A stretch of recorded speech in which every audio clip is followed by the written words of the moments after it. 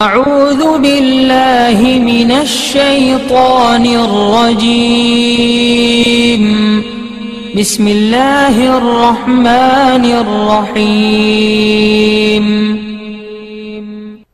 ہو سکے گی ایک عظیم جرنیل کی کہانی جس نے روم اور فارس کے ایوانوں میں لرزہ طاری کر دیا، جسے نبی اکرم صلی اللہ علیہ وسلم نے سیف اللہ کا خطاب دیا۔ تو آئیے سنتے ہیں سیدنا خالد بن ولید رضی اللہ عنہ۔ اللہ کی راہ میں جہاد کرو جیسا کہ جہاد کرنے کا حق ہے، اسی نے تمہیں برگزیدہ بنایا ہے اور تم پر دین کی کسی بات میں تنگی نہیں ڈالی، اور تمہارے لیے تمہارے باپ ابراہیم کا دین پسند کیا۔ اللہ نے پہلے یعنی پہلی کتابوں میں تمہارا نام مسلم رکھا تھا، اور اس کتاب میں بھی تمہارا یہی نام رکھا ہے۔ جو مسلمان گھروں میں بیٹھ رہتے اور لڑنے سے جی چراتے ہیں اور کوئی عذر نہیں رکھتے، وہ اور جو اللہ کی راہ میں اپنے مال اور جان سے لڑتے ہیں، وہ دونوں برابر نہیں ہو سکتے۔ اللہ نے مال اور جان سے جہاد کرنے والوں کو بیٹھ رہنے والوں پر درجے میں فضیلت بخشی ہے، اور گو نیک وعدہ سب سے ہے، لیکن اجر عظیم کے لحاظ سے اللہ نے جہاد کرنے والوں کو بیٹھ رہنے والوں پر فضیلت بخشی ہے۔ نبی اکرم صلی اللہ علیہ وسلم کا ارشاد ہے، کوئی شخص جنت میں داخل ہو جائے اور پھر اس سے کہا جائے کہ تو لوٹ کر دنیا میں چلا جا، ساری دنیا کی دولت اور حکومت تجھے دی جائے گی، تو وہ کبھی جنت سے نکل کر دوبارہ دنیا میں آنے پر راضی نہ ہوگا، سوائے شہید کے، جو یہ تمنا ظاہر کرے گا کہ مجھے دنیا میں بھیج دیا جائے تاکہ میں پھر جہاد کر کے شہید ہوں، اسی طرح 10 مرتبہ زندہ کر کے دنیا میں بھیجا جاؤں، پھر شہید ہو کر آؤں، کیونکہ اللہ کی راہ میں شہید ہونے والا بڑے اعزاز و اکرام کا مشاہدہ کرے گا۔ نبی صلی اللہ علیہ وسلم نے یہ بھی فرمایا، میری تمنا ہے میں اللہ تعالی کی راہ میں قتل کیا جاؤں اور پھر مجھے زندہ کیا جائے، پھر قتل کیا جاؤں، پھر زندہ کر دیا جائے، پھر قتل کیا جائے۔ قرآن کریم کی آیات اور احادیث مبارکہ آپ نے ملاحظہ فرمائی، ان سے جہاد کی فضیلت بخوبی واضح ہے۔ تو کیوں نہ آج اسلام کے ایک عظیم مجاہد سیدنا خالد بن ولید رضی اللہ عنہ کی زندگی کے حیرت انگیز، چونکا دینے والے اور جہاد کی روح کو بیدار کر دینے والے واقعات سنیں۔ آپ کا جواب یقیناً ہاں میں ہوگا، تو پھر سنیے۔ سیدنا خالد بن ولید غزوہ احد میں ابھر کر سامنے آئے۔ یہ اس وقت کفار مکہ کے لشکر میں شامل تھے اور ایک دستے پر سالار تھے۔ نبی کریم صلی اللہ علیہ وسلم نے احد کے میدان میں ایک چھوٹی پہاڑی پر، جسے جبل عینین یا جبل رمات کہتے ہیں، 50 کے قریب تیر اندازوں کو مقرر فرمایا تھا۔ احد پہاڑ اور اس پہاڑی کے درمیان ہموار میدان ہے جہاں یہ جنگ ہوئی۔ اس پہاڑی پر تیر اندازوں کو اس لیے مقرر فرمایا تھا تاکہ دشمن پیچھے سے حملہ نہ کر سکے۔ احد کی لڑائی شروع ہوئی، مسلمان بے جگری سے لڑے اور کفار کے پاؤں اکھڑ گئے، وہ بدحواس ہو کر بھاگے، مسلمان ان کا پیچھا کرنے لگے اور مال غنیمت لوٹنے لگے۔ ایسے میں پہاڑی پر موجود تیر انداز دستے نے بھی پہاڑی چھوڑ دی اور مال غنیمت لوٹنے کے لیے میدان کی طرف دوڑ پڑے۔ اگرچہ نبی کریم صلی اللہ علیہ وسلم نے انہیں تاکید فرمائی تھی، تم لوگ اس پہاڑی سے نہ ہٹنا، لیکن انہوں نے خیال کیا یہ حکم اس وقت تک کے لیے تھا جب تک کفار شکست کھا کر بھاگ نہ کھڑے ہوں۔ ان کے سالار عبداللہ بن زید نے انہیں روکا بھی تھا، لیکن وہ نہ رکے، وہ اپنے چند ہمراہیوں کے ساتھ وہیں کھڑے رہے۔ ادھر بھاگتے دشمنوں میں سے خالد بن ولید کی نظر اس پہاڑی پر پڑی۔ ان کی تیز نظر نے فوراً بھانپ لیا کہ اس طرف سے مسلمان غافل ہیں اور ان پر دوبارہ حملہ کیا جا سکتا ہے۔ پس وہ اپنے دستے کے ساتھ مسلمانوں پر ٹوٹ پڑے اور اس طرح غزوہ احد میں دردناک صورتحال پیش آئی۔ یہ خالد بن ولید کی جنگی صلاحیت تھی جس نے مسلمانوں کے پاؤں اکھاڑ دیے۔ گویا اسلام لانے سے پہلے بھی یہ اپنی صلاحیتوں کا لوہا منوا چکے تھے۔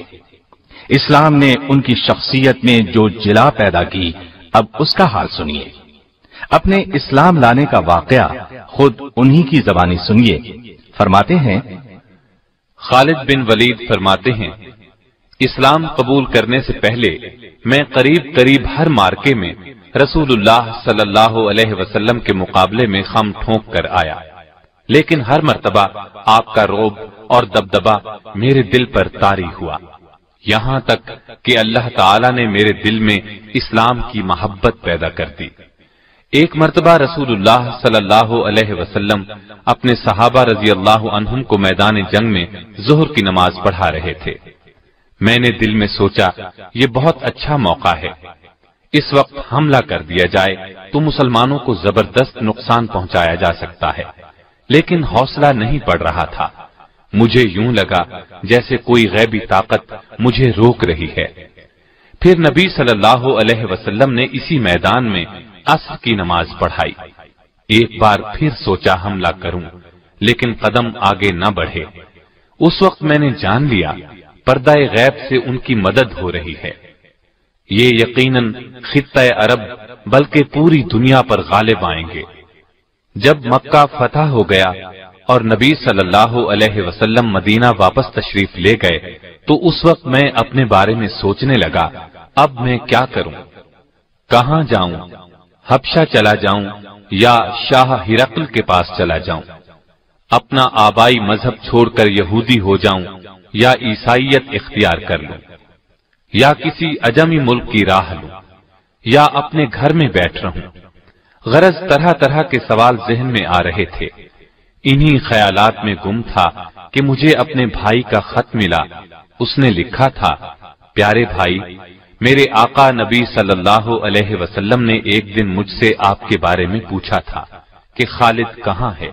تو میں نے عرض کیا کہ اے اللہ کے رسول صلی اللہ علیہ وسلم، ایک دن میں خالد کو ضرور آپ کی خدمت میں لے آؤں گا۔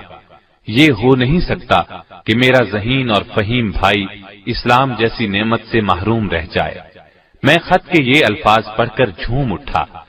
آپ نے مجھے یاد فرمایا تھا۔ اسی دوران میں نے ایک گہری نیند میں خواب دیکھا۔ کیا دیکھتا ہوں، ایک تنگ و تاریک اور بے آب و گیاہ جگہ سے سرسبز، شاداب اور کھلے میدان کی طرف جا رہا ہوں۔ آنکھ کھلی تو دل میں ایک خوشگوار احساس پیدا ہوا اور میں نے مدینے جانے کا پختہ ارادہ کر لیا۔ ساتھ ہی میں نے خواہش کی کہ مدینے کی طرف جانے کے لیے کوئی ساتھی مل جائے۔ میں نے عثمان بن طلحہ رضی اللہ عنہ سے اپنے دلی ارادے کا ذکر کیا۔ وہ خوشی سے میرے ساتھ چلنے کے لیے تیار ہو گیا۔ آخر ہم روانہ ہوئے۔ دوران سفر عمرو بن عاص رضی اللہ عنہ ملے۔ انہوں نے مجھ سے پوچھا، کہاں جا رہے ہو؟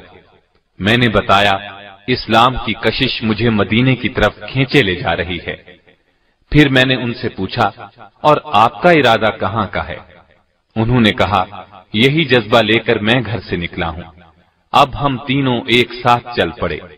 یکم سفر 8 ہجری کو مدینہ طیبہ میں نبی صلی اللہ علیہ وسلم کی خدمت میں حاضر ہوئے۔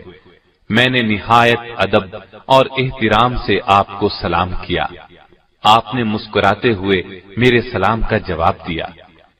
میں نے کلمہ پڑھ کر اسلام میں داخل ہونے کا اعلان کیا۔ اس پر رسول اللہ صلی اللہ علیہ وسلم نے فرمایا، خالد، تمہاری دانش اور فہم و فراست کی بنا پر مجھے امید تھی کہ تم ایک دن ضرور اسلام قبول کر لو گے۔ میں نے نبی صلی اللہ علیہ وسلم کے ہاتھ پر بیعت کرتے ہوئے عرض کی، اے اللہ کے رسول، میرے لیے اللہ تعالی سے دعا کریں۔ میں لوگوں کو تلوار کے ذریعے اسلام سے روکتا رہا ہوں اور مسلمانوں کے لیے طرح طرح کی مشکلات پیدا کرتا رہا ہوں۔ نبی صلی اللہ علیہ وسلم نے میری پریشانی دیکھ کر فرمایا، گھبراؤ نہیں خالد، اسلام قبول کرنے سے دور جاہلیت کے تمام گناہ خود بخود مٹ جاتے ہیں۔ میں نے عرض کیا، اس کے باوجود میری درخواست ہے، آپ میرے حق میں ضرور دعا کریں۔ چنانچہ نبی صلی اللہ علیہ وسلم نے میرے لیے دعا فرمائی، الہی خالد بن ولید کو بخش دے، الہی خالد بن ولید پر رحم فرما، الہی اس کی جملہ خطائیں معاف فرما، بلا شبہ تو بخشنے والا مہربان ہے۔ خالد بن ولید فرماتے ہیں، میں نے اپنا خواب ابو بکر رضی اللہ عنہ کو سنایا تو انہوں نے تعبیر بیان کرتے ہوئے فرمایا، تنگ و تاریک جگہ سے مراد کفر و شرک کی زندگی ہے، اور سرسبز شاداب میدان سے مراد اسلام ہے۔ اللہ تعالی آپ کو کفر کی تاریکیوں سے اسلام کے وسیع اور روشن میدان کی طرف لے آیا ہے، اسلام قبول کرنا آپ کو مبارک ہو۔ خالد بن ولید کسی خوف یا لالچ کی بنیاد پر اسلام میں داخل نہیں ہوئے تھے۔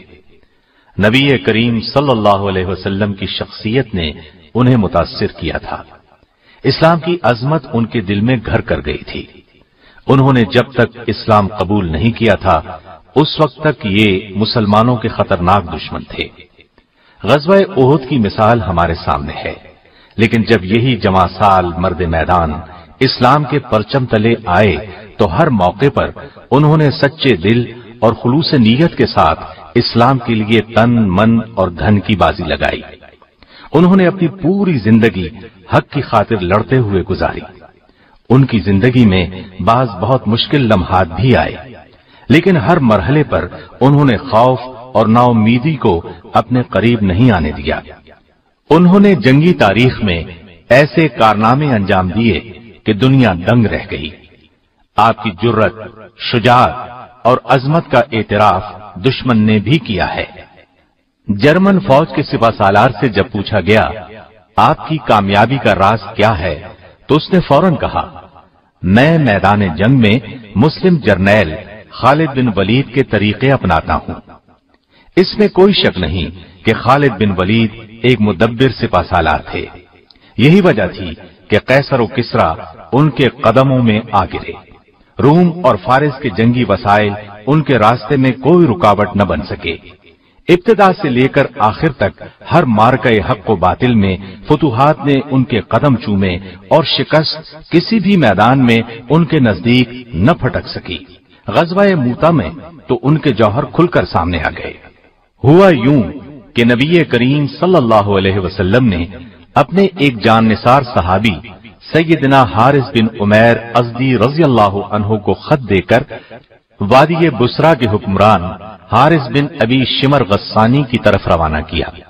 ابھی وہ شام کے صوبے بلقا کی موتا نامی بستی میں پہنچے تھے کہ صوبے کے گورنر شرابیل بن عمرو غسانی کو ان کی آمد کی اطلاع ہو گئی۔ اس نے انہیں گرفتار کر کے بے دردی سے شہید کر دیا۔ یہ غمناک خبر جب نبی کریم صلی اللہ علیہ وسلم تک پہنچی تو آپ بہت رنجیدہ ہوئے۔ اس کے علاوہ 15 صحابہ پر مشتمل ایک تبلیغی جماعت سرزمین شام میں مصروف تھی۔ ان تمام صحابہ کو دھوکہ دے کر بے دردی سے شہید کر دیا گیا۔ انہی ایام میں شاہ روم نے مدینہ منورہ پر چڑھائی کی دھمکی دی۔ ان تمام اسباب کی وجہ سے نبی اکرم صلی اللہ علیہ وسلم نے سیدنا زید بن حارثہ کی قیادت میں ایک لشکر روانہ کیا اور ساتھ ہی ارشاد فرمایا کہ اگر جنگ کے دوران زید شہید ہو جائیں تو جعفر بن ابی طالب کو سپہ سالار بنایا جائے، وہ شہید ہو جائیں تو عبداللہ بن رواحہ کو قائد بنایا جائے، وہ بھی شہید ہو جائیں تو مجاہدین اپنی مرضی سے قائد منتخب کر لیں۔ نبی کریم صلی اللہ علیہ وسلم نے لشکر کے لیے سفید رنگ کا پرچم بنایا اور سیدنا زید بن حارثہ کے حوالے کیا۔ لشکر کو آپ نے یہ وصیت کی کہ جس مقام پر حارث بن عمیر ازدی شہید ہوئے وہاں پڑاؤ کریں اور اللہ سے مدد طلب کرتے ہوئے ڈٹ کر دشمن کا مقابلہ کریں، اور دیکھنا کسی سے بدعہدی نہ کرنا، نہ خیانت کرنا، किसी बच्चे, बूढ़े या औरत को कत्ल न करना और न किसी गोशा नशीन राहिब की गर्दन उड़ाना, किसी इमारत को मुनहदिम करना, न कोई दरख्त काटना। लश्कर इस्लाम नबी करीम सल्लल्लाहु अलैहि वसल्लम से ये हिदायत लेकर अपनी मंजिल की तरफ रवाना हुआ।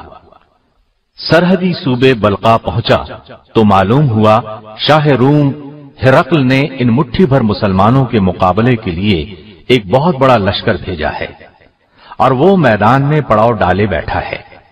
चुनाचे मुजाहिदीन रास्ता बदलकर मूता के मकाम पर पहुंच गए।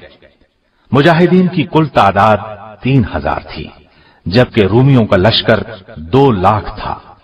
मुसलमानों ने बहुत बेजिगरी से दुश्मन का मुकाबला किया। घमसान का रन पड़ा। सैयदना ज़ैद बिन हारिसा ने अपनी कायदाना जिम्मेदारी का एहसास करते हुए बहुत जोरदार हमला किया। अपनी मुट्ठी भर फौज के साथ चारों तरफ से दुश्मन पर टूट पड़े। दुश्मन की सफों को चीरते हुए आगे ही बढ़ते चले गए, यहां तक कि दीवानावार लड़ते हुए, बहादुरी के जौहर दिखाते हुए और दुश्मन को गाजर मूली की तरह काटते हुए बिलाखिर शहीद हो गए। इनके बाद सैयदना जाफर बिन अबी तालिब ने इस्लाम का झंडा हाथ में ले लिया, घोड़े को एड़ लगाई और आनन फानन दुश्मन के लश्कर के दरमियान में पहुंच गए। उन पर टूट पड़े और तलवार के जौहर दिखाने लगे। दुश्मनों को कत्ल करते रहे और आगे बढ़ते रहे। एक दुश्मन के वार से दायां बाजू कट गया तो झंडा बाएं बाजू में पकड़ लिया। दुश्मन ने बायां बाजू भी काट दिया। आपने झंडे को अपने बचे खुचे बाजुओं के सहारे संभाले रखा, गिरने नहीं दिया। उसने ताक कर तीसरा वार कमर पर किया। आप लड़खड़ाए और जमीन पर गिर गए। इस तरह आप भी शहादत के रुतबे पर फाइज हुए। इनके बाद नबी करीम सल्लल्लाहु अलैहि वसल्लम के इरशाद के मुताबिक सैयदना अब्दुल्ला बिन रवाहा ने झंडा संभाला। ये भी बहादुरी और जवांमर्दी के जौहर दिखाते हुए शहीद हो गए। मुसलसल 3 जर्नैलों की शहादत के बाद मुसलमानों के हौसले पस्त होते महसूस हुए। लश्कर इस्लाम का झंडा गिर चुका था। हर तरफ परेशानी का आलम तारी था। मुजाहिदीन यूं भी तादाद में बहुत कम थे। ऐसे नाजुक वक्त में सैयदना साबित बिन अरकम ने झंडा उठा लिया और बुलंद आवाज में बोले, ऐ भाई खालिद बिन वलीद, मेहरबानी करके इस झंडे को आप अपने हाथ में ले लीजिए। इस मुश्किल तरीन वक्त में आप ही क़ियादत का फरीजा सरंजाम दे सकते हैं। इस पर सैयदना खालिद बिन वलीद ने फरमाया, आप झंडा अपने पास रखिए, आप मुझसे अफजल हैं। आपने ग़ज़वा बद्र में भी हिस्सा लिया है, लिहाजा लश्कर इस्लाम की क़ियादत आपका हक है। उनकी बात सुनकर साबित बिन अरकम ने कहा, मैदान कारजार में अपनी जवांमर्दी के जौहर दिखाने में आपसे बेहतर इस लश्कर में कोई नहीं। अल्लाह की कसम, ये झंडा मैंने आपके हाथ में देने के लिए ही उठाया है। मुझ समेत सभी की ख्वाहिश है कि इन संगीन हालात में ये जिम्मेदारी आप संभालें। ये कहकर उन्होंने बुलंद आवाज में कहा, मुजाहिदो, क्या तुम खालिद बिन वलीद को अपना सिपा सालार तस्लीम करते हो? सब ने यकजुबान होकर कहा, हां, हम खुशी से इनकी सिपा सालारी में लड़ने के लिए तैयार हैं।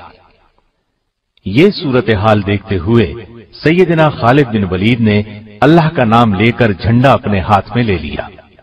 दुश्मन के मुकाबले में मुजाहिदीन की तादाद आटे में नमक के बराबर थी। मुजाहिदीन की कमान हाथ में लेते ही सैयदना खालिद बिन वलीद ने ये हिकमत अमली इख्तियार की कि चंद घुड़सवारों के जिम्मे ये काम लगाया कि लश्कर से पीछे हटकर सिर्फ घोड़े दौड़ाते रहे। उन्होंने जब ये काम शुरू किया तो वहां गर्दो गुबार उठने लगा। रूमी लश्कर ये सूरत देखकर खौफजदा हो गया। उसने ख्याल किया कि मुसलमानों को कुमक पहुंच गई है, इसलिए उनके हौसले पस्त होने लगे। खालिद बिन वलीद ने अपनी फौज को पीछे सरकाना शुरू किया और बड़ी एहतियात और हिफाजत से अपने लश्कर को दुश्मन के नरगे से निकाल लाए, वरना इस्लामी फौज पूरी तरह रूमी फौज के नरगे में आ चुकी थी। پھر انہوں نے دوسرے دن لڑائی شروع ہوتے ہی زوردار حملہ شروع کیا۔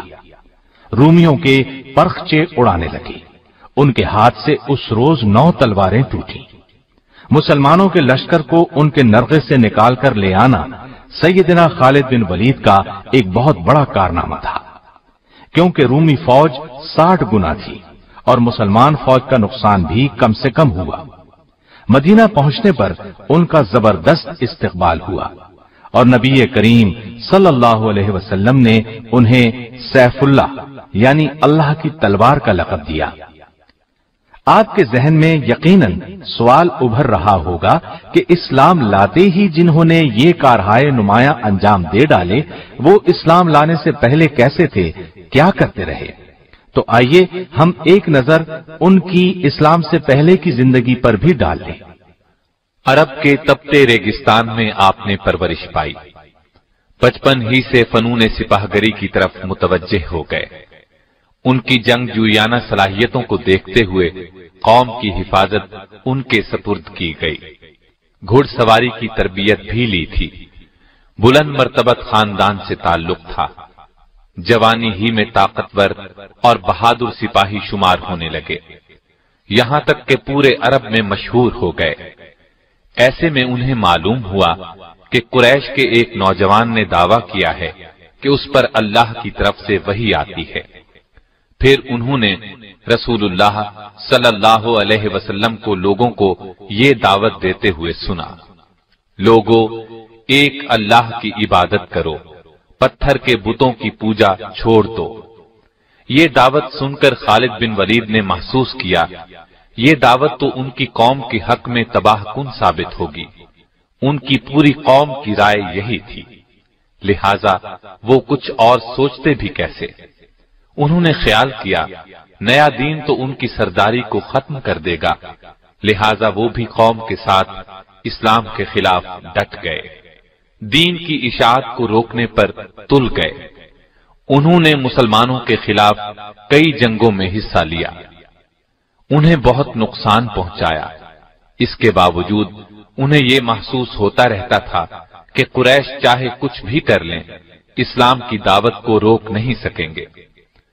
انہوں نے قریش کے ساتھ مل کر نبی صلی اللہ علیہ وسلم اور آپ کے صحابہ کو ستانے کا کوئی موقع ہاتھ سے نہ جانے دیا، مسلمانوں کا مکے میں رہنا ناممکن بنا دیا۔ آخر مسلمان مدینے ہجرت کر گئے۔ دین کے تحفظ کے لیے انہوں نے جوابی جنگ کی ٹھانی، چنانچہ غزوہ بدر کا معرکہ ہوا۔ قریش کے بہت سے سردار مسلمانوں کے ہاتھوں مارے گئے یا قیدی بنا لیے گئے۔ قریش کی اس ذلت آمیز شکست نے خالد بن ولید کو آگ بگولا کر دیا۔ وہ سوچ بھی نہیں سکتے تھے کہ مسلمان اتنی جلدی اس قدر مضبوط بھی ہو سکتے ہیں۔ اب اس وقت انہیں کیا معلوم تھا کہ مسلمانوں کے لیے اللہ تعالی نے آسمان سے مدد نازل فرمائی تھی۔ وہ مسلمانوں کے خلاف کوششوں میں سرگرم ہو گئے۔ بدر کی شکست کے بعد قریش نے فیصلہ کیا کہ مسلمانوں کے خلاف ایک اور جنگ لڑی جائے۔ اسلام کو مٹانے کے لیے 3000 کی فوج تیار کی، ساز و سامان سے اس فوج کو لیس کیا گیا اور ارد گرد کے قبائل سے مسلمانوں کے خلاف دشمنی کا معاہدہ کیا۔ اس کے بعد مدینے کی طرف روانہ ہوئے۔ احد کے مقام پر مسلمانوں سے سامنا ہوا، جن کی کل تعداد 700 تھی۔ اس لڑائی کا حال ہم بیان کر ہی چکے ہیں، اس میں ان کے جوہر کھل کر سامنے آئے تھے، لیکن قریش نے اس موقع سے فائدہ نہ اٹھایا۔ اس طرح مسلمان پھر پاؤں جمانے کے قابل ہو گئے۔ یہ دیکھ کر خالد بن ولید نے تہیہ کر لیا تھا کہ عرب کے دوسرے قبیلوں کا تعاون حاصل کر کے مسلمانوں کی دعوت کا یکسر خاتمہ کر دیا جائے۔ چنانچہ انہوں نے عرب قبائل کے 10,000 افراد کا ایک بڑا لشکر جمع کیا۔ اسی لیے اس جنگ کو جنگ احزاب کہا جاتا ہے۔ احزاب عربی میں حزب کی جمع ہے، جس کے معنی گروہ کے ہیں، یعنی اس موقع پر سارے اسلام دشمن گروہ اور قبیلے جمع ہو گئے تھے۔ عرب قبیلوں اور اسلام دشمن طاقتوں پر مشتمل اس لشکر نے مدینے کی طرف پیش قدمی کی۔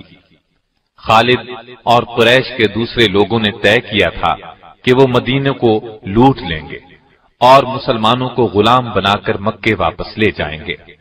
خالد بن ولید کو اس بات کا علم نہیں تھا کہ جنگ احد میں مسلمانوں کی شکست کا سبب کیا تھا۔ 50 سواروں میں سے بعض نے رسول اللہ صلی اللہ علیہ وسلم کی ہدایت پر عمل نہیں کیا تھا، اسی کا نتیجہ شکست کی صورت میں نکلا تھا۔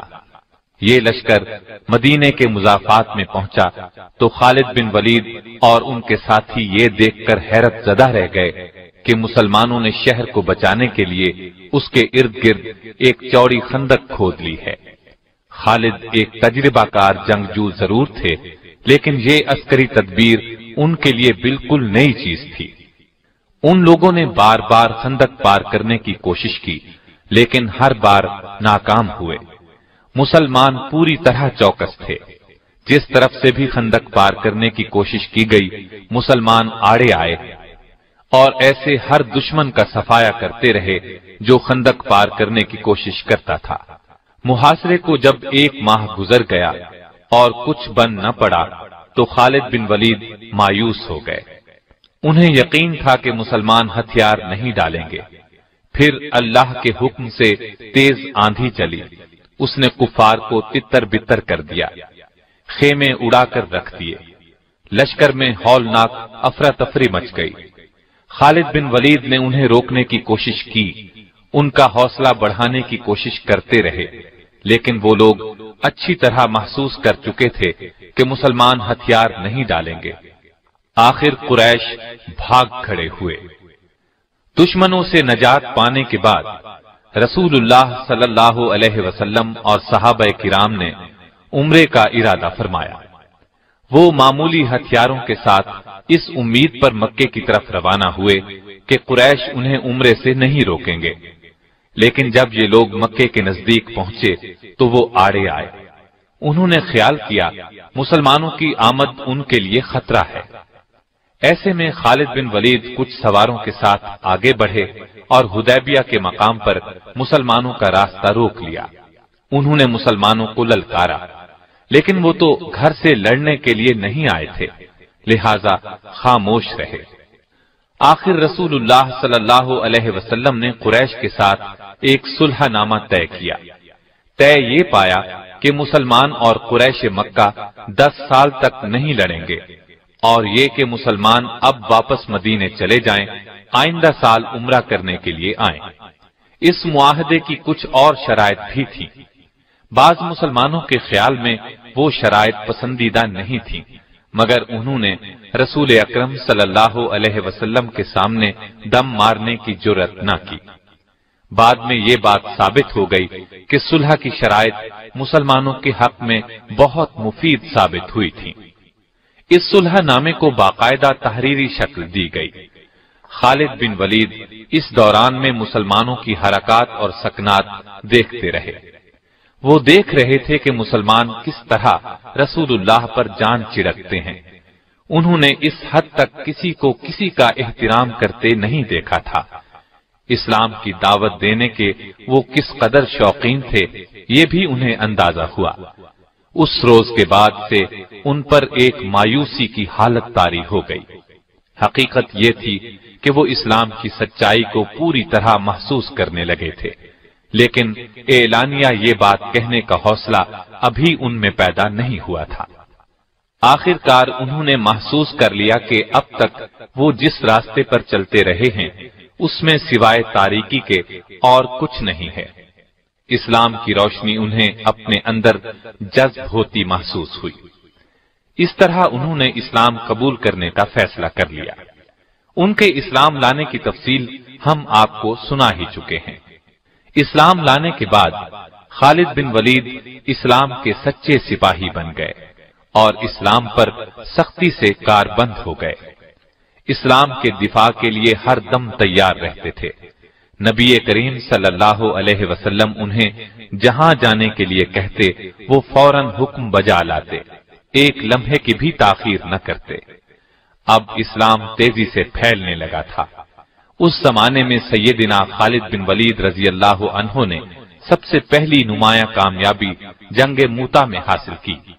اس کا ذکر آپ سن چکے ہیں۔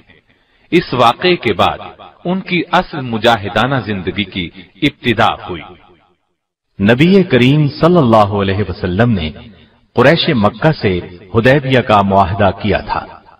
اس کی ایک شق یہ تھی کہ 10 سال تک دونوں فریق جنگ نہیں کریں گے، اور جو فریق معاہدے کی خلاف ورزی کرے گا اس کے خلاف جوابی کارروائی کی جائے گی۔ چنانچہ قریش نے معاہدے کی خلاف ورزی کی، مسلمانوں کے حلیف بنو خزاعہ پر حملہ کر دیا۔ اس کے بعد انہیں احساس ہوا کہ ان سے بڑی غلطی ہوئی، اس غلطی کے نتائج ان کے لیے تباہ کن ہوں گے، اس لیے انہوں نے مسلمانوں سے نئی شرائط طے کرنے کی کوشش کی، لیکن رسول کریم صلی اللہ علیہ وسلم نے ان کا عذر تسلیم نہ کیا اور ان کے مظالم کا خاتمہ کرنے کا عزم کر لیا۔ نبی کریم صلی اللہ علیہ وسلم 10,000 کے لشکر کے ساتھ مکے کی طرف روانہ ہوئے۔ سیدنا خالد بن ولید بھی اسلامی لشکر کے ایک حصے کے سالار تھے۔ نبی کریم صلی اللہ علیہ وسلم نے انہیں ہدایت کی کہ وہ معافی اور نرمی کا سلوک کریں، اس وقت تک خود حملہ نہ کریں جب تک ان پر حملہ نہ کیا جائے۔ خالد بن ولید اپنے دستے کے ساتھ مکے میں داخل ہوئے۔ وہ فوراً کعبے کی طرف بڑھے۔ کعبے میں مشرکین نے عبادت کے لیے ہر قسم کے بت رکھے ہوئے تھے۔ وہ نبی کریم صلی اللہ علیہ وسلم کے حکم پر ان بتوں کو توڑنے اور کعبے کے نواح سے بت پرستی کی نشانیاں مٹانے لگے، اور نبی کریم صلی اللہ علیہ وسلم نے مکے میں داخل ہو کر فرمایا، لوگو، آج کے دن تم آزاد ہو، تم میں سے کسی کو نقصان نہیں پہنچایا جائے گا۔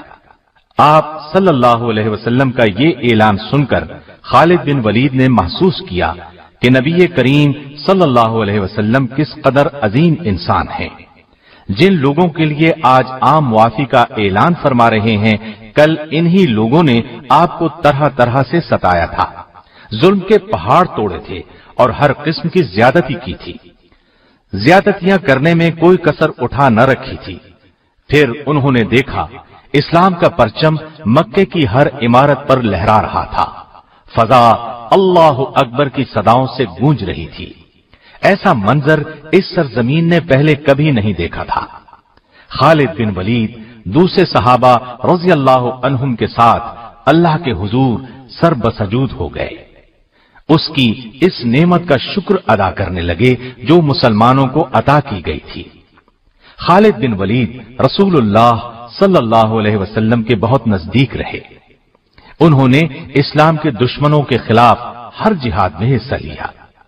نبی کریم صلی اللہ علیہ وسلم نے فتح مکہ کے بعد محسوس کیا کہ قبیلہ حوازن اسلام کے راستے میں رکاوٹ بن رہا ہے۔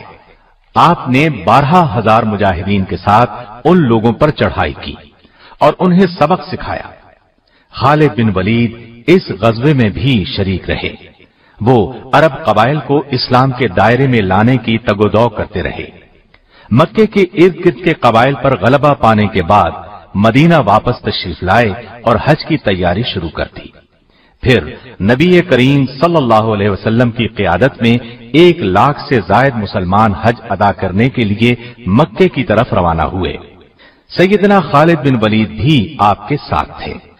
انہوں نے میدان عرفات میں نبی کریم صلی اللہ علیہ وسلم کا خطبہ بہت غور سے سنا اور سمجھ گئے کہ آپ کی رحلت کا وقت قریب آ پہنچا ہے۔ حج کے سفر سے واپسی پر نبی کریم صلی اللہ علیہ وسلم علیل ہو گئے۔ تمام صحابہ رضی اللہ عنہم بہت اداس تھے۔ انہیں اس بات کی گھبراہٹ تھی کہ کہیں رسول اکرم صلی اللہ علیہ وسلم رحلت نہ فرما جائیں، جبکہ نبی کریم صلی اللہ علیہ وسلم کی رہنمائی اور قیادت کی ابھی بہت ضرورت تھی۔ آخر کئی روز کی علالت کے بعد نبی کریم صلی اللہ علیہ وسلم دنیا سے رخصت ہو گئے۔ انا للہ و انا الیہ راجعون۔ صحابہ پر غم کا پہاڑ ٹوٹ پڑا۔ خالد بن ولید بھی دوسروں کی طرح بہت غمزدہ تھے۔ آخر کار سب نے یہ حقیقت تسلیم کر لی کہ ہر انسان کو ایک دن یہ عارضی زندگی چھوڑ کر دوسرے جہاں جانا ہے۔ نبی کریم صلی اللہ علیہ وسلم کے بعد سیدنا ابو بکر صدیق رضی اللہ عنہ کو خلیفہ منتخب کر لیا گیا۔ دوسری طرف عرب کے بعض قبائل مرتد ہو گئے۔ چند افراد نے جھوٹی نبوت کا دعویٰ کر دیا۔ انہوں نے مدینے کی مرکزی حکومت کے خلاف ایک فتنہ کھڑا کر دیا۔ خلیفہ اول سیدنا ابو بکر نے مرتدوں کو سبق سکھانے کا فیصلہ فرمایا۔ ان سے مقابلے کے لیے ایک فوج تیار کی۔ طلیحہ بن خویلد وہ ناہنجار شخص تھا جس نے نبی کریم صلی اللہ علیہ وسلم کے بیمار ہونے کی خبر سنتے ہی نبوت کا دعویٰ کر دیا تھا۔ سیدنا ابو بکر صدیق نے خالد بن ولید کو پہلے اس کی طرف روانہ کیا۔ آپ منزل پر پہنچے اور طلیحہ اور اس کے پیروکاروں کو شکست فاش دی۔ خالد بن ولید اس کے بعد مدینہ طیبہ پہنچے۔ صدیق اکبر نے مہاجرین اور انصار کے ایک لشکر کو ان کی قیادت میں دیا اور مسیلمہ کذاب کے مقابلے میں روانہ کیا۔ یہ بھی جھوٹی نبوت کا دعوے دار تھا اور اس نے اپنے گرد بے شمار مرتد جمع کر لیے تھے، گویا ایک لشکر اس کے ساتھ تھا۔ سیدنا خالد بن ولید سے پہلے اکرمہ بن ابی جہل اور شرابیل بن حسنہ کی فوج مسیلمہ سے شکست کھا چکی تھی۔ مسیلمہ کو خالد بن ولید کی آمد کا پتہ چلا تو وہ ان کے مقابلے میں 40,000 کا لشکر لے کر میدان میں آیا۔ دونوں فوجیں آپس میں ٹکرائیں، گھمسان کا رن پڑا، زبردست جنگ ہوئی، لیکن مسیلمہ کے لشکر میں کسی کمزوری کے آثار نظر نہ آئے۔ آخر سیدنا خالد بن ولید نے ایک جنگی حکمت عملی اختیار کی۔ پورے لشکر کو قبائل کی بنیاد پر تقسیم کیا، ہر قبیلے کا ایک کمانڈر نامزد کیا اور سب سے فرمایا جان توڑ کر لڑنا۔ اب میں دیکھوں گا کہ کون سا قبیلہ جنگ میں پسپائی اختیار کر رہا ہے اور کون سا پیش قدمی کر رہا ہے۔ اس طرح ہر قبیلے نے بے جگری سے مقابلہ کیا۔ اس طرح مسیلمہ کی فوج کے پاؤں اکھڑ گئے۔ وہ پسپا ہوتے ہوتے ایک باغ میں داخل ہو گیا۔ باغ کے گرد مضبوط چار دیواری تھی۔ اندر داخل ہوتے ہی مرتدوں نے باغ کا دروازہ بند کر لیا۔ دروازہ انتہائی مضبوط تھا، اس کو توڑنا آسان نہیں تھا۔ دوسری طرف دیوار بہت اونچی تھی، اس کو پھلانگ جانا بھی ممکن نہیں تھا۔ مسلمانوں نے باغ کو چاروں طرف سے گھیر دیا اور دروازہ توڑنے کی کوشش کی، لیکن دروازہ نہ ٹوٹا۔ یہ صورتحال دیکھ کر ایک صحابی سیدنا برا بن عازب نے جذبہ جہاد سے سرشار ہو کر اپنے ساتھیوں سے کہا، مجھے اٹھا کر دیوار کے اوپر سے باغ میں پھینک دو۔ مسلمانوں نے ایسا ہی کیا، ان کو ہاتھوں اور پیروں سے پکڑ کر جھولا دیا اور اچھال دیا۔ یہ دیوار کے اوپر سے ہوتے ہوئے عین دروازے کے دوسری طرف باغ کے اندر گرے۔ یہ نڈر، پھرتیلا، بہادر، جفاکش اور جانباز صحابی فضا میں لہراتا باغ میں گرا تو مسیلمہ کی فوج میں بھگدڑ مچ گئی۔ انہوں نے خیال کیا کہ نہ جانے آسمان سے کیا بلا نازل ہوئی ہے، لیکن سیدنا برا بن عازب نے فوراً دروازہ کھول دیا۔ دروازے کا کھلنا تھا کہ لشکر اسلام نعرہ تکبیر لگاتا ہوا دشمن پر ٹوٹ پڑا۔ ایک بار پھر گھمسان کی لڑائی شروع ہو گئی۔ مسیلمہ کذاب وحشی بن حرب کے ہاتھوں مارا گیا۔ یہ وہی وحشی بن حرب ہیں جن کے ہاتھوں غزوہ احد میں سیدنا حمزہ رضی اللہ عنہ نبی کریم صلی اللہ علیہ وسلم کے پیارے چچا نے جام شہادت نوش فرمایا تھا۔ اس کے بعد یہ وحشی بن حرب مسلمان ہو گئے تھے اور آج ان کے ہاتھوں اسلام کا یہ بدترین دشمن اپنے انجام کو پہنچا۔ اس کے علاوہ اس کی فوج کے قریباً 1000 افراد بھی مارے گئے۔ باغ کے اندر ہر طرف لاشیں دکھائی دے رہی تھیں۔ اس کے بعد اس باغ کا نام حدیقۃ الموت یعنی موت کا باغیچہ مشہور ہو گیا۔ اس جنگ کو جنگ یمامہ کہا جاتا ہے۔ سرزمین عراق پر سیدنا خالد بن ولید کی قیادت میں پہلی جنگ ذات السلاسل لڑی گئی۔ اسے جنگ حزیر بھی کہا جاتا ہے۔ حزیر خلیج فارس کے قریب واقع ہے۔ مدینے سے بصرہ جاتے ہوئے پہلے حزیر آتا ہے۔ یہاں کا حاکم ہرمز تھا۔ یہ ایران کی حکومت کے ماتحت تھا۔ اس کی ٹوپی میں ہیرے جڑے ہوئے تھے۔ سیدنا خالد بن ولید 10,000 مجاہدین کے ساتھ عراق کی جانب روانہ ہوئے۔ عراق کی سرحد پر پہنچے تو سیدنا مثنی بن حارثہ 8,000 مجاہدین کے ساتھ ان سے آ ملے۔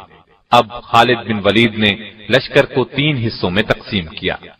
ایک حصے کا سالار مثنی بن حارثہ کو، دوسرے کا عدی بن حاتم کو مقرر کیا، تیسرے حصے کی قیادت خود اپنے ہاتھ میں لی۔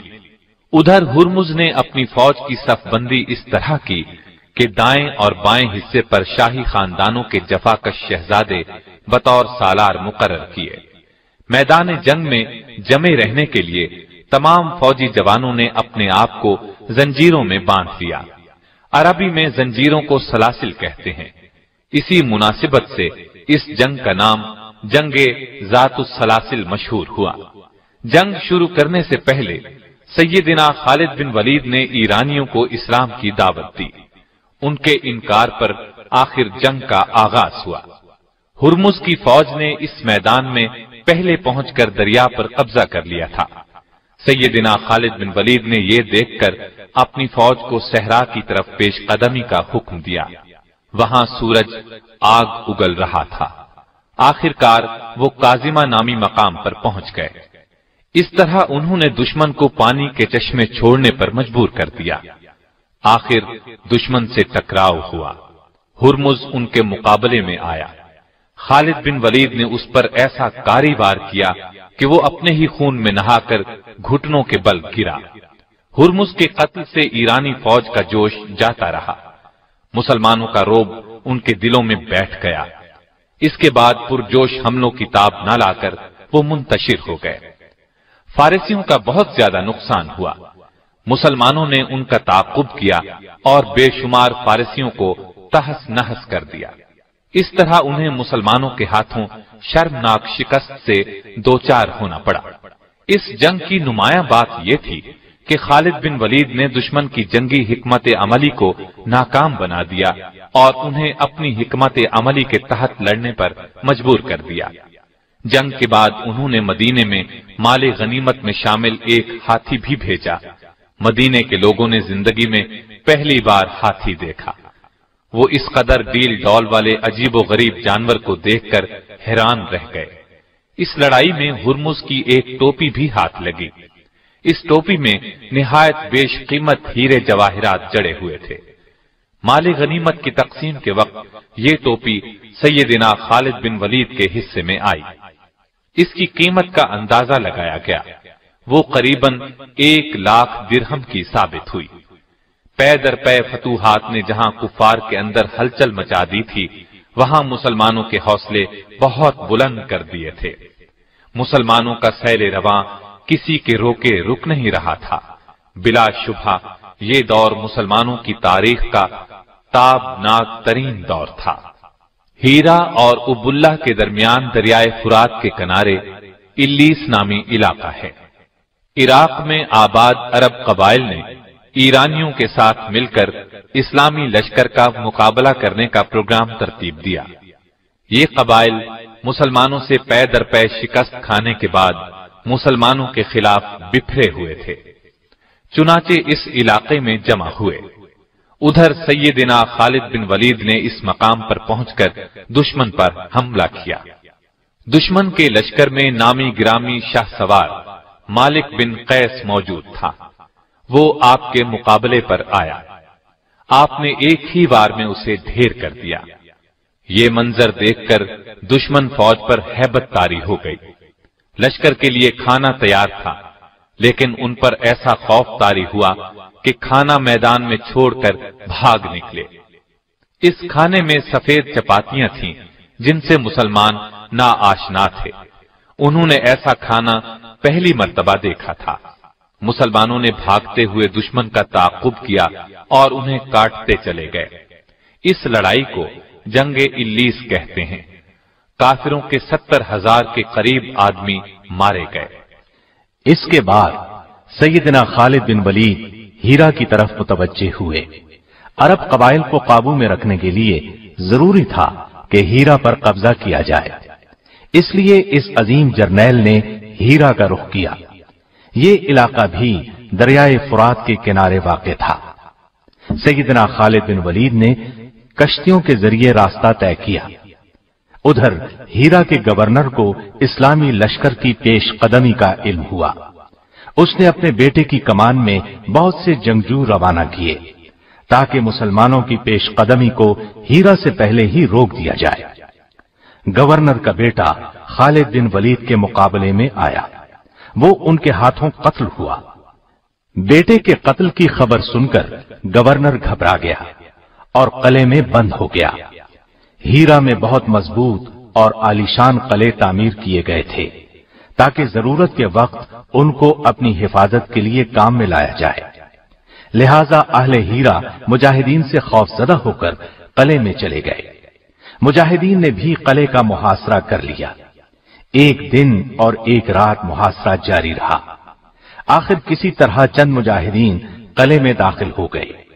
اہل ہیرا پہلے ہی حوصلہ ہار چکے تھے، اس لیے صلح پر آمادہ ہو گئے۔ انہوں نے سالانہ 1,90,000 درہم جزیہ ادا کرنا قبول کیا، اور یہ بھی طے ہوا کہ اہل ہیرا مجاہدین کے لیے ایران کے خلاف جاسوسی کی خدمات انجام دیں گے۔ طے پایا کہ مجاہدین ان کی عبادت گاہوں کو کوئی نقصان نہیں پہنچائیں گے۔ سیدنا خالد بن ولید نے 1 سال ہیرا میں قیام کیا۔ اس 1 سال کے عرصے میں ارد گرد فوجی دستے بھیج کر نمایاں کامیابیاں حاصل کی۔ سیدنا خالد بن ولید کی دیرینہ خواہش تھی کہ اسلامی ریاست کی شمالی سرحدوں پر رومیوں کا قلع قمع کیا جائے، چنانچہ انہوں نے 36,000 کا لشکر جمع کیا۔ دلیر اور تجربہ کار سالاروں کو اس کی قیادت سونپی۔ لشکر کو کئی دستوں میں تقسیم کیا۔ انہیں حکم دیا کہ الگ الگ دستوں کی صورت میں آگے بڑھیں اور یرموک کے مقام پر جا ملیں۔ اسلامی لشکر جب طے شدہ پروگرام کے مطابق یرموک کے مقام پر جمع ہوا تو پتہ چلا کہ ان کے مقابلے میں 2 لاکھ کا لشکر سفارا ہو چکا ہے۔ اسلامی لشکر کے سالاروں نے آپس میں مشورہ کیا اور اس نتیجے پر پہنچے کہ دانش مندی کا تقاضا یہ ہے کہ خلیفہ کو اس صورتحال کی اطلاع دی جائے۔ مدینے میں سیدنا ابو بکر صدیق کو صورتحال کا علم ہوا تو انہوں نے خالد بن ولید کی طرف قاصد روانہ کیا۔ وہ اس وقت عراق کے محاذ پر تھے۔ قاصد کے ذریعے انہیں خلیفہ کا پیغام ملا کہ وہ شام پہنچ کر رومیوں کے خلاف اسلامی لشکر کی قیادت کرے۔ خالد بن ولید روانہ ہو گئے۔ ان کا سفر بہت مشکل تھا۔ صحرا میں سے سفر کرتے ہوئے وہ اپنے 8,000 سپاہیوں کے ساتھ آخر یرموک میں موجود اسلامی لشکر سے جا ملے۔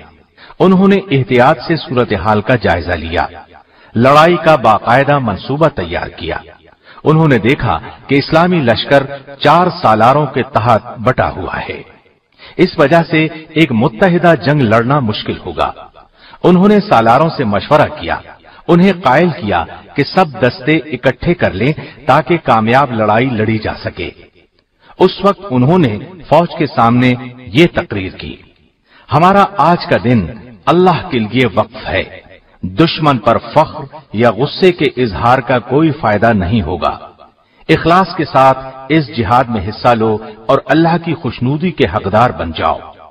اپنے ساتھیوں سے انہوں نے یہ درخواست کی کہ پہلے روز فوج کی کمان انہیں سنبھالنے دی جائے۔ سب سالار ان کی کمان پر رضامند ہو گئے۔ جنگ شروع ہونے سے پہلے رومی سالار حامان نے خالد بن ولید سے ملاقات کی خواہش ظاہر کی۔ وہ ملاقات کے لیے تیار ہو گئے۔ حامان نے ان سے کہا: ہمارے علم میں یہ بات آئی ہے کہ تم غربت کی وجہ سے اپنے ملک سے نکل آئے ہو۔ تم چاہو تو میں تم میں سے ہر ایک کو 10 دینار کپڑے اور خوراک دے سکتا ہوں۔ شرط یہ ہے کہ اپنے ملک میں واپس چلے جاؤ۔ اگلے سال بھی میں تمہیں اسی قدر انعام دوں گا۔ اس کی بات سن کر خالد بن ولید نے کہا: یہ غربت نہیں جو ہمیں یہاں لائی ہے، بلکہ ہم تو تمہارا خون پینا چاہتے ہیں۔ ہمیں بتایا گیا ہے کہ تمہارا خون لذیذ ترین ہے۔ یہ کہہ کر خالد بن ولید اپنی فوج میں واپس آئے۔ انہوں نے میدان جنگ کا جائزہ لیا اور رومیوں کے لشکر جرار کا مقابلہ کرنے کے لیے اپنی فوج کو دستوں میں تقسیم کر کے صف بندی کی۔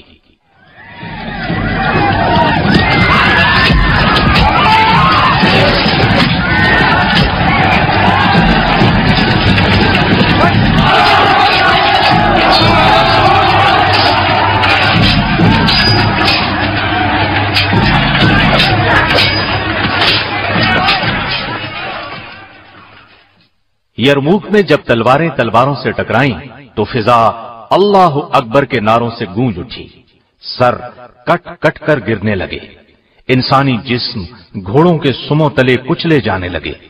دونوں فوجیں سارا دن لڑتی رہیں، شام کو اپنے پڑاؤ میں چلی گئیں۔ دوسرے دن اسلامی لشکر نے رومی فوج کے قلب پر حملہ کیا اور ان کی صفیں درہم برہم کر دی۔ بلاخر رومیوں کے پاؤں اکھڑ گئے، انہوں نے پیٹھ دکھائی اور بھاگنے لگے۔ مسلمانوں نے تعاقب کیا اور انہیں گاجر مولی کی طرح کاٹتے چلے گئے۔ بہت دور تک پیچھا کرنے کے بعد لوٹے۔ رومیوں کا بے پناہ نقصان ہوا، رسوائی الگ پلے پڑی۔ یہ بات بھی نہیں کہ خالد بن ولید صرف ایک جنگجو تھے، وہ اسلام کی عظمت کا ایک نشان بھی تھے، سچے مسلمان تھے، صرف اللہ کی رضا کے لیے ہر کام کرتے تھے۔ ان کی زندگی میں ایک نازک لمحہ آیا تھا، لیکن وہ اس وقت بھی ایک کھرے مسلمان ہی ثابت ہوئے۔ یرموک کی یہ لڑائی ہو رہی تھی، جنگ کا میدان گرم تھا، ایسے میں مدینے سے ایک قاصد آ پہنچا۔ اس نے لشکر میں موجود سیدنا ابو عبیدہ بن جراح کو خبر دی کہ رسول اللہ صلی اللہ علیہ وسلم کے خلیفہ ابو بکر صدیق رضی اللہ عنہ انتقال کر گئے ہیں اور سیدنا عمر بن خطاب مسلمانوں کے خلیفہ منتخب ہوئے ہیں۔ انہوں نے خالد بن ولید کو لشکر کی کمان سے معزول کر دیا اور آپ کو ان کی جگہ سپہ سالار مقرر کیا ہے۔ سیدنا ابو عبیدہ نے خط اس وقت تک خفیہ رکھا جب تک کہ جنگ ختم نہ ہو گئی۔ جنگ کے ختم ہونے پر وہ سپہ سالار کے پاس گئے، وہ خط انہیں دیا۔ انہوں نے خط پڑھا اور پوچھا یہ خط کب آیا تھا؟ ابو عبیدہ نے انہیں بتایا کہ یہ خط انہیں اس وقت ملا تھا جب جنگ عروج پر تھی۔ انہوں نے پوچھا آپ نے خط مجھے اس وقت کیوں نہ دیا؟ ابو عبیدہ نے کہا وہ وقت خط دینے کے لیے مناسب نہیں تھا۔ سیدنا خالد بن ولید نے ان کی تعریف کی، آگے بڑھ کر ان کی پیشانی چوم لی۔ اس وقت ان کی آنکھوں میں آنسو تیر رہے تھے۔ انہوں نے اسی وقت فوج کی کمان ان کے سپرد کر دی، پھر ان کی قیادت میں ایک سپاہی کی حیثیت سے لڑتے رہے۔ پہلے کی طرح کفر کے خلاف جہاد میں سرگرم رہے، یہاں تک کہ مسلمانوں نے فلسطین اور اردن کے تمام علاقے فتح کر لیے۔ انہوں نے رومیوں کو ان علاقوں سے نکال باہر کیا۔ رومی بادشاہ ہرقل کو اپنی فوج کی عبرتناک شکست کی خبر ملی تو وہ اپنے فوجی پڑاؤ ہمس کو چھوڑ کر واپس قسطنطنیہ چلا گیا۔ اس نے شام کو ہمیشہ کے لیے خیر باد کہہ دیا۔ یرموک کی لڑائی میں ایک دلچسپ واقعہ یہ پیش آیا کہ ایک رومی جرنیل جرجا نے سیدنا خالد بن ولید سے کہا ایک بات تو بتاؤ، کیا تمہارے نبی پر آسمان سے کوئی تلوار نازل ہوئی تھی جو انہوں نے تمہارے ہاتھ میں تھما دی اور تمہیں سیف اللہ کہا جانے لگا؟ اس پر سیدنا خالد بن ولید نے فرمایا اللہ تعالیٰ نے ہماری رہنمائی کے لیے ایک رسول بھیجا، ہم میں سے بعض نے ان کی تصدیق کی اور دل و جان سے ان کا ساتھ دیا، ان کی محبت کا دم بھرا، ان کے ہر حکم کے سامنے سر جھکا دیا، جبکہ بعض نے ان کی مخالفت پر کمر باندھ لی۔ پہلے میں بھی ایسے لوگوں میں شامل تھا، پھر اللہ تعالیٰ نے میرا دل اسلام کی طرف مائل کر دیا، میں رسول اللہ صلی اللہ علیہ وسلم کے دست مبارک پر بیعت کر کے دائرہ اسلام میں داخل ہو گیا۔ ایک موقع پر اللہ کے رسول صلی اللہ علیہ وسلم نے فرمایا خالد تو اللہ کی تلوار ہے، تجھے اللہ نے کافروں کا قلع قمع کرنے کے لیے بنایا ہے، سو اس طرح میرا نام سیف اللہ مشہور ہو گیا۔ رومی جرنیل حامان نے پوچھا تم کس چیز کی طرف دعوت دیتے ہو؟ انہوں نے جواب دیا ہم اللہ کی توحید اور اس کی عبادت کی طرف بلاتے ہیں۔ اس نے پھر پوچھا اگر آج کوئی شخص اسلام لے آئے تو کیا وہ اجر اور ثواب میں تمہارے درجے اور مقام کو پہنچ سکتا ہے؟ یہ سن کر خالد بن ولید نے فرمایا یقیناً مجھ سے بھی 2 ہاتھ آگے بڑھ سکتا ہے۔ یہ سن کر رومی جرنیل نے فوراً کہا تب پھر مجھے بھی مسلمان کر لیں۔ خالد بن ولید کو اس کی بات سن کر بہت خوشی ہوئی، اسے غسل کرنے کی ہدایت دی۔ غسل کے بعد اسے کلمہ شہادت پڑھایا۔ اس نے 2 رکعت نماز ادا کی، اپنی فوج پر لعنت بھیجی، پھر اسلامی لشکر میں شامل ہو کر بے جگری سے لڑتا رہا، یہاں تک کہ جام شہادت نوش کر گیا۔ اسلام قبول کرنے کے بعد اس نے بس یہی 2 رکعت ادا کی۔ عجیب خوش قسمت انسان تھا۔ اس لڑائی کے دوران مجاہدین کا جذبہ جہاد اور شہادت کا شوق دیکھنے کے قابل تھا۔ سیدنا اکرمہ بن ابی جہل رضی اللہ عنہ جوش اور جذبے کے عالم میں بولے میں اسلام قبول کرنے سے پہلے کسی بھی مارکے میں پیٹھ پھیر کر نہیں بھاگا، تو آج اسلام کے دشمنوں کے مقابلے میں کیسے بھاگ سکتا ہوں؟ ساتھیو، آؤ شہادت کا شوق دل میں بسا کر آگے بڑھیں۔ یہ کہا اور چند ساتھیوں کے ساتھ دیوانہ وار دشمنوں کی صفوں کو چیرتے ہوئے رومی لشکر کے عین درمیان میں پہنچ گئے۔ اس طرح دشمن کے نرغے میں آ گئے، بلا کی تیزی سے تلوار چلانے لگے، دشمنوں کو کاٹتے چلے گئے، ان پر بھی چاروں طرف سے تلواریں برس رہی تھیں۔ آخر جام شہادت نوش کر کے بہشت بری میں پہنچ گئے۔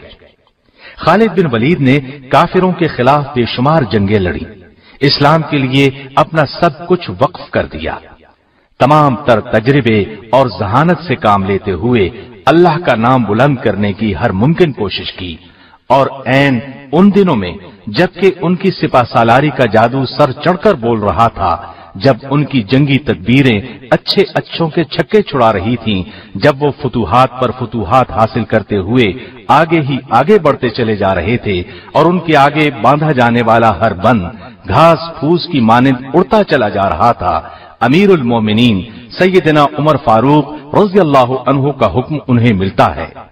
خط کے الفاظ تھے آپ کو اسلامی لشکر کی سپہ سالاری سے معزول کیا جاتا ہے۔ یہ خبر چھوٹی سی خبر نہیں تھی، یہ خط کوئی معمولی خط نہیں تھا، ایک ایسے زبردست عظیم سپہ سالار کی معزولی کا حکم تھا جسے نبی کریم صلی اللہ علیہ وسلم نے اپنی زبان مبارک سے سیف اللہ کا خطاب دیا تھا۔ اس خط میں ان کی معزولی کا حکم تھا۔ اس اللہ کے بندے نے اس حکم کو انتہائی صبر، سکون اور رضامندی سے قبول کیا۔ شکایت کا ایک لفظ بھی اس کی زبان سے نہ نکلا۔ معلوم ہوا کہ وہ تو صرف اللہ کی رضا کے لیے لڑ رہے تھے، سپہ سالاری کے لیے نہیں، نام و نمود کے لیے نہیں۔ سپہ سالاری سے معزول ہونے کے بعد انہوں نے یہ نہیں کیا کہ سب کچھ چھوڑ کر اپنے گھر آ گئے، انہوں نے ایک سچے مجاہد کی حیثیت سے اسلام کے دشمنوں سے لڑائی پھر بھی جاری رکھی۔ سیدنا عمر فاروق سے جب اس حیرت انگیز اور انوکھے فیصلے کے بارے میں پوچھا گیا، ان سے سوال کیا گیا آپ نے خالد بن ولید کو کیوں معزول کر دیا، تو آپ نے جواب دیا میں نے خالد بن ولید کو کسی غلطی یا جرم کی سزا کے طور پر معزول نہیں کیا، بلکہ میں نے یہ فیصلہ اس لیے کیا کہ مسلمان کہیں یہ گمان نہ کر لیں کہ انہیں فتوحات خالد بن ولید کی وجہ سے ہو رہی ہیں، فتوحات ہمیں اللہ تعالی کی مہربانیوں سے ہو رہی ہیں۔ بہرحال سپہ سالاری چھوڑ کر ایک عام سپاہی کی حیثیت سے لشکر میں شامل رہنا اور اسلام کے دشمنوں سے جنگ جاری رکھنا ان کا ایک ناقابل فراموش کارنامہ ہے۔ تاریخ ایسی مثالیں پیش کرنے سے قاصر ہے۔ یہ عظیم جرنیل اپنی زندگی میں شہادت کی تمنا کرتا رہا، زندگی بھر دشمن سے لڑتا رہا۔